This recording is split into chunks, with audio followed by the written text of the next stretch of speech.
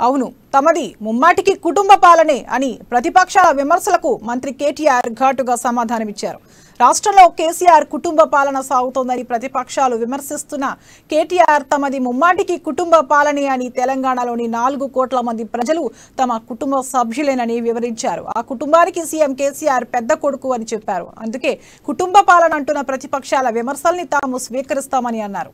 4 కోట్ల మంది తోబుట్టులను దగ్గరుండి చూసుకుంటున్నది కేసీఆర్ కాదా? కంటి వెలుగుతో వృద్ధుల జీవితాల్లో కొత్త వెలుగులు ఇస్తున్నది కేసీఆర్ కాదా? గురుకులాలు, జూనియర్ కాలేజీలు, మెడికల్ కళాశాలలు తెరిచి లక్షలాది మంది పిల్లలకు నాణ్యమైన విద్య అందిస్తున్నది వాళ్ళ పెద్ద కొడుకు కేసీఆర్ కాదా? ఊహించని విషాదంతో ఒంటరిగా మిగిలిన చెల్లెమ్మలకు ఒంటరి మహిళ పెన్షన్లు ఇచ్చి అండగా నిలుస్తున్న పెద్దన్న కేసీఆర్ కాదా? బస్తీలో పుట్టిన పసిబిడ్డ అయినా, బంజారాయిల్స్ లో పుట్టిన బిడ్డ అయినా సమానంగా సకల సౌకర్యాలు అందించేందుకు కేసీఆర్ కిట్టుకు రూపకల్పన చేసి కంటికి రెప్పలా కాపాడుతున్న మేనమామ కేసీఆర్ కాదా? పేదింటి ఆడబిడ్డల పెళ్లిళ్లకు కళ్యాణ లక్ష్మి, షాదీ ముబారక్ పేరుతో 12 లక్షల మంది ఆడబిడ్డల పెళ్లి చేసిన మేనమామ కేసీఆర్ కాదా? 65 లక్షల మంది రైతులకు 65,000 కోట్లు ఇచ్చి వారికి అన్నగా సహోదరుడుగా నిలబడ్డది కేసీఆర్ కాదా? ఎస్, కుటుంబ పాలననే. 4 కోట్ల మంది మా కుటుంబం, ఇది వసుదైక కుటుంబం, దీనికి మా పెద్ద కేసీఆర్ బరాబర్ చెప్పు. అధ్యక్ష వీళ్ళేదో ఇంతకుముందు ఆయన అంటున్నాడు, అధ్యక్ష మీ ముఖ్యమంత్రి జై తెలంగాణ అనలే, ఇది హాస్యాస్పదం, నవ్వాలనే ఏడవాలన్నా.